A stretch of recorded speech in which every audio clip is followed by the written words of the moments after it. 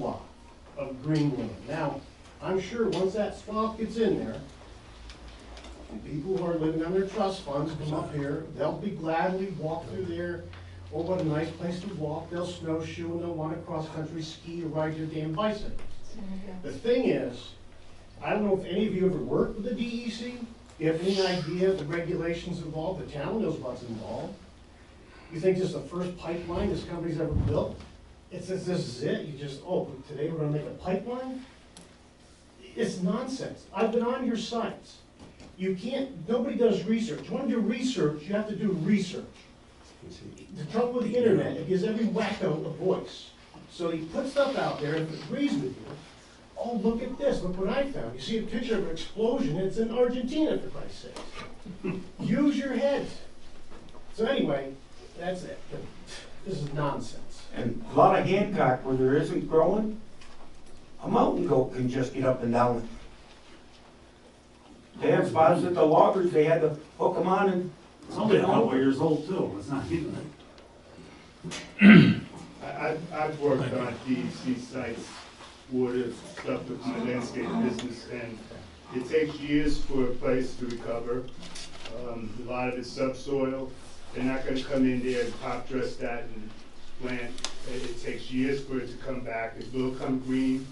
We did a lot of erosion control where we would put down different types of grass seed and we get it green right away. So that's the best they'll be able to do. Eventually the small stuff will come in and it will come in. It will do everything that Tim says. It'll probably be the best hunting around here.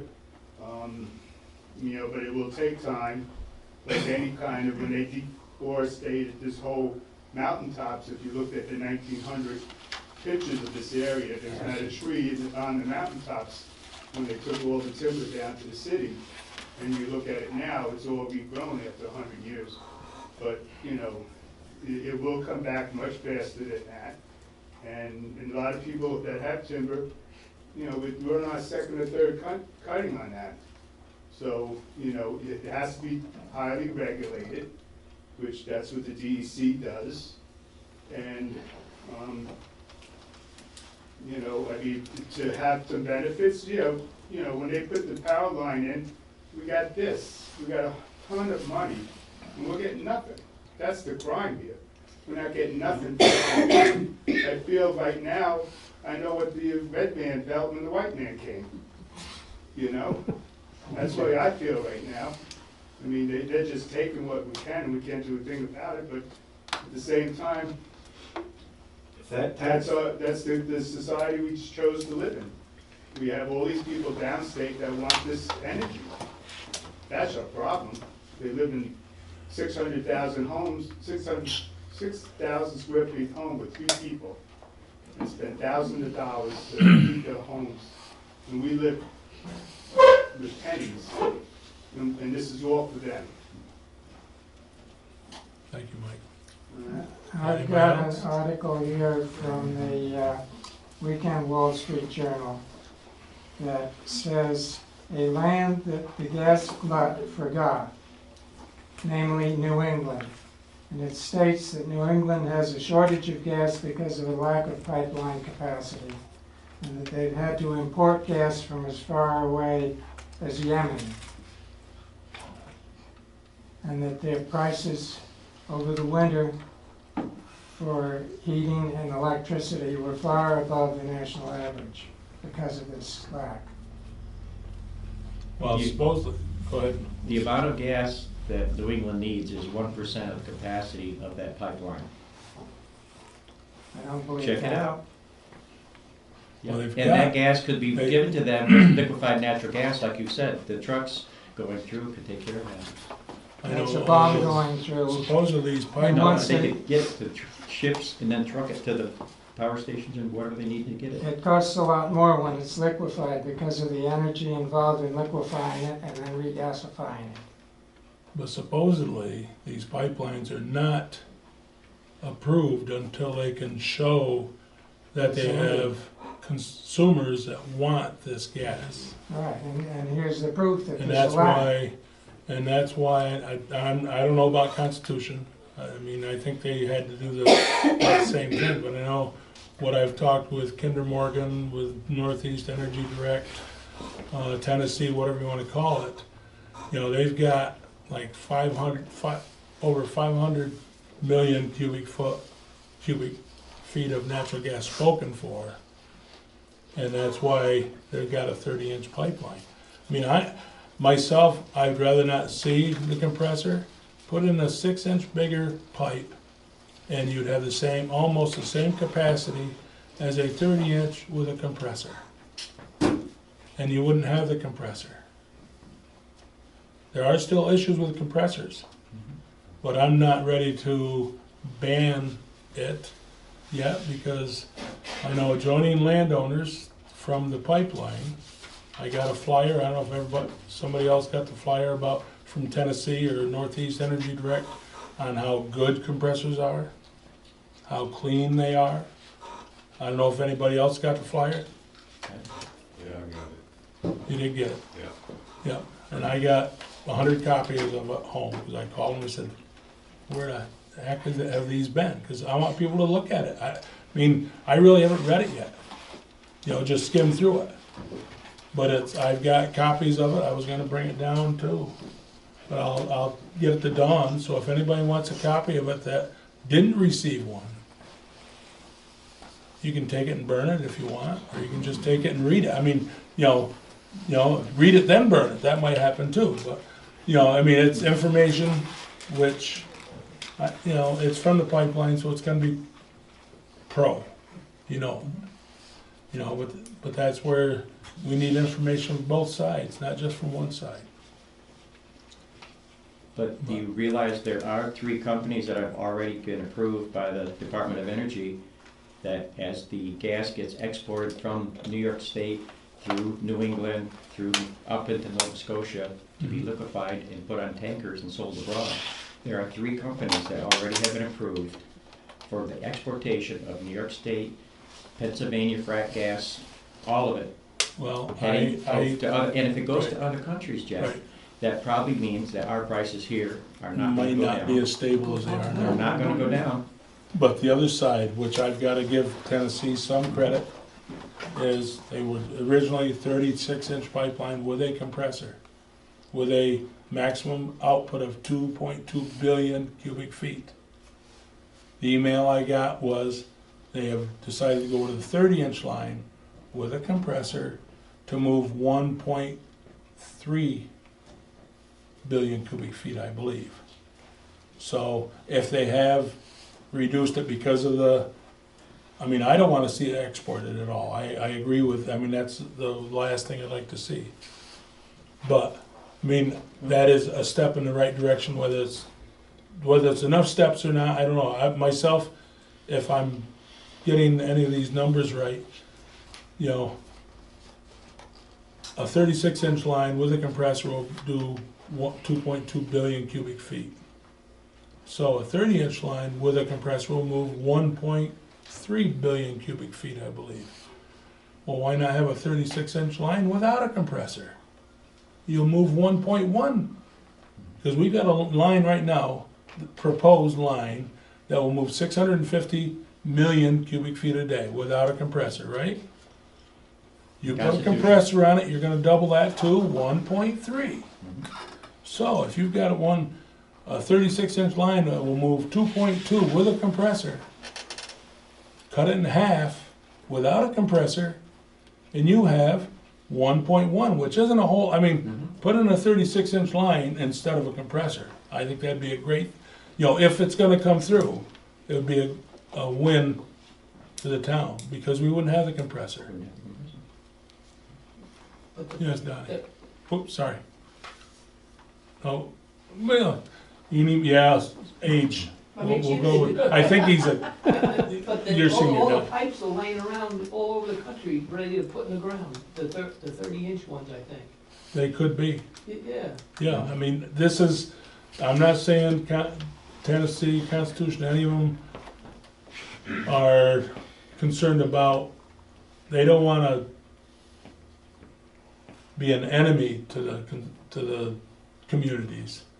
But they've got people in their offices who are saying this is what's more efficient.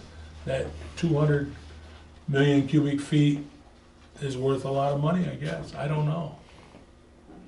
And the 36-inch line will cost more, there's no doubt. But it's one less headache down the road. And they go to that and then put a compressor in later, as Donnie said. Later on, they can put a compressor on too. They did it at Hungry Hill. Oh, they're doing it all over, and I agree with that. I mean, that's where, sorry, Donnie, I'm still rambling on.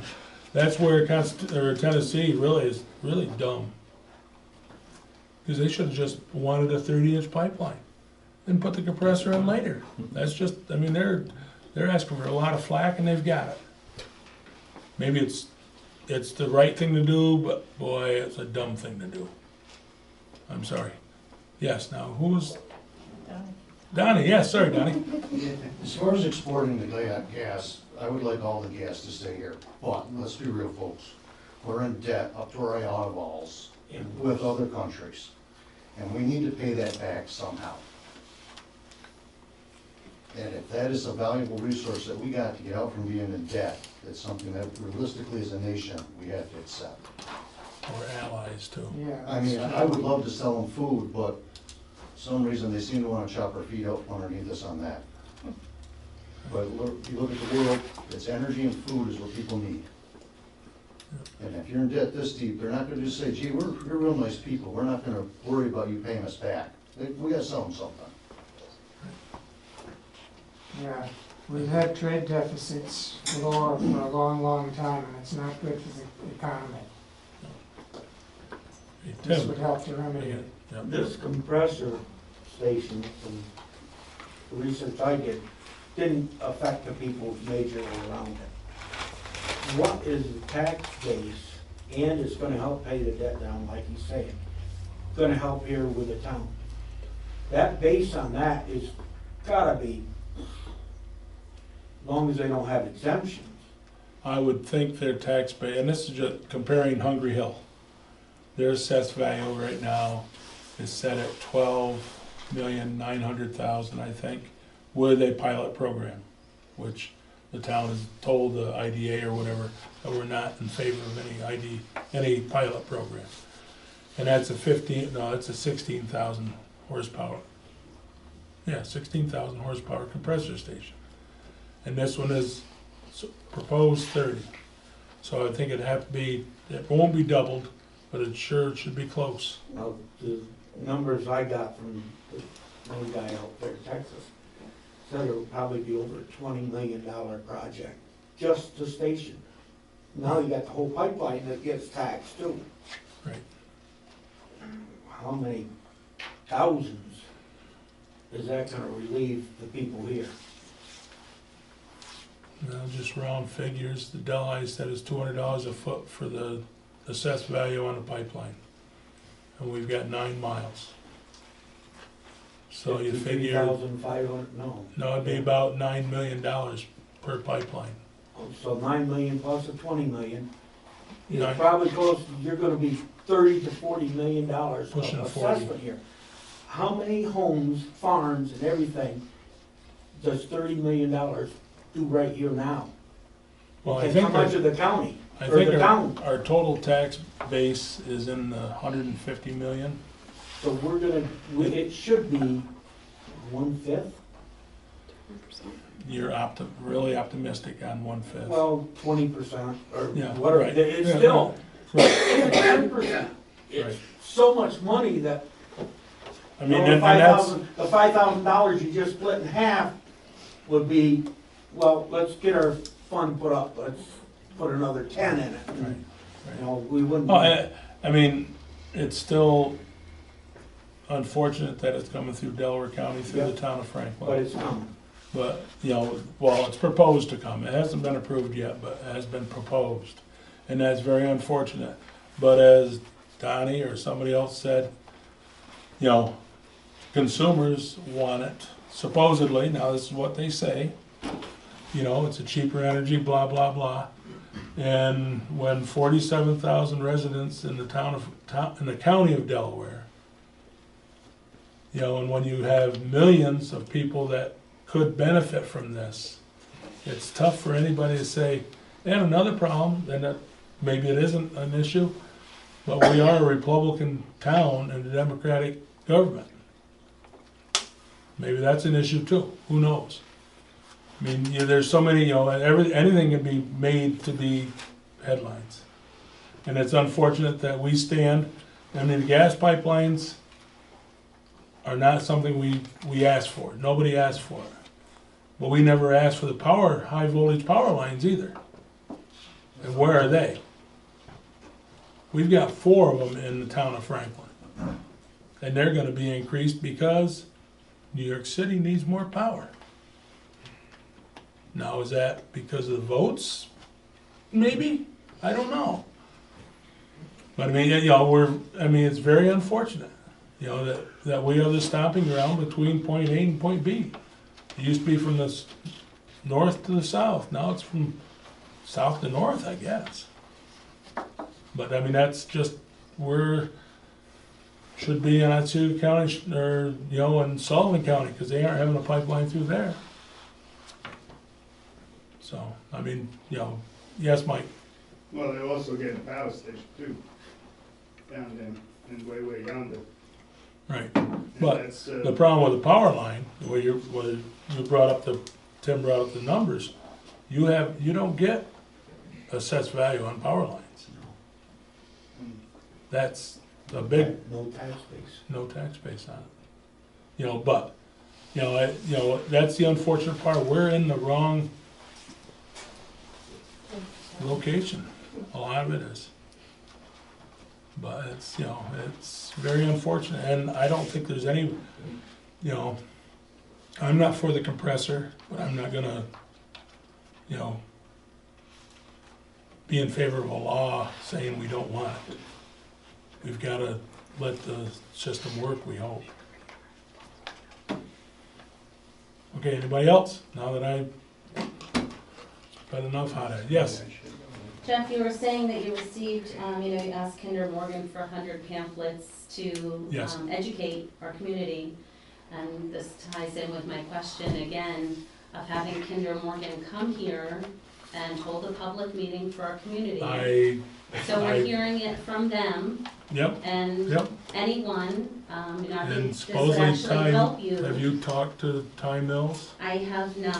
Okay, I have that's not. who I called about I've had this. email connections, but again, if you have communication And he said with he's them- still working on it, that's what he told me on Monday, I think, no. Last Thursday, I think I called him.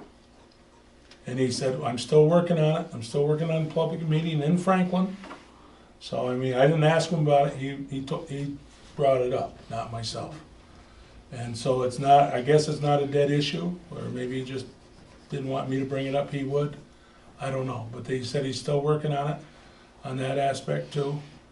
And, as I said, I'll get those flyers out, I'll give them to Dawn so she can have the town clerks, if anybody wants to come and see them, look at them, But that's what I've heard from Ty Mills, that's what he said on, maybe it was Wednesday I talked to him, and I had the flyers by Thursday, it was the next day. But there was 100, I think it 150. provides an opportunity for the people in the town of Franklin, Mhm. whether they are opposed to this or for this, Yep. to get their questions answered from the company that's gonna do the work. Yep. Not from a mind or a town board member or Mhm. supervisor who may have opinions for it or against it. Right, So I think it's important that they have the opportunity to ask those questions in a forum that is open I to don't everyone disagree to with hear you. them. They've I'm had them not. in New Hampshire. they've had them in Davenport, and they had them in It Sydney. educates the community. It was an open house, actually. Those were Right, open but that houses. was, and they had people at the sites to discuss too, of your questions, if I'm not mistaken, that when we went. And I mean, I don't disagree, they should have had it in Franklin. And I called them and told them, I'd like to see a meeting in Franklin, not in Oneonta or Davenport or Sydney, because we're more affected than anybody. But there again, it went on deaf ears or corporate ears or whoever's ears. And but Ty brought it up, that, you know, he's still working on it, so I'm hoping it will develop long before we get any further, much further along. Let's, you know, it should be here, and I agree with that. You know, and I'm not against having an informational meeting with Northeast Energy Direct or Kinder Morgan or Tennessee, whoever you wanna call them. You know, I don't think it's a bad idea, and, you know, all you can do, all I can do is ask for it. We can't mandate it, or if we did, I don't think they'll listen to us anyway. We can ask as nice as we can, so we don't burn any feathers, or, you know, yes, I think, you know, he brought it up, as I said, and I hope he's not blowing hot air just at me. How's that? Yes, Pete? Since they haven't had one in Franklin, I think we should write to FERC, because they're gonna end their FERC comment period. Since they didn't have it here, they should be waiting an extended period until they have one here. So that's up to us now to send it. Well, that's one of the comments that I was asked months ago about that, and Kinder Morgan's response was, write FERC to tell them you want a meeting in Franklin. And I don't know if it ever got done or not. I didn't write it. I know I didn't. No, I didn't. But I know it was giving some information to somebody else, you know, about it. And you're probably right on that, Pete. If you want a meeting here, if they read the letters, then they should respond to it. Okay? Anybody else? We're going into, I need a motion for executive session to discuss equipment. I make a motion, so move. If we're all done. Is there any more questions before it gets seconded? There's some high school kids. Do you want high school kids to get their stuff signed? Oh, no, we don't sign anything here, no. Yes, if you need your paper signed, bring them up. And pick and choose who you want. And if you forgot your papers, come see me tomorrow. That's simple, they're all gonna leave. No, some of them have papers. Yeah, but they're gonna see you tomorrow. That's right. Thank you both for this, we'll look it over. Oh, Derek. No, I'm not gonna send you your papers, Mike. No.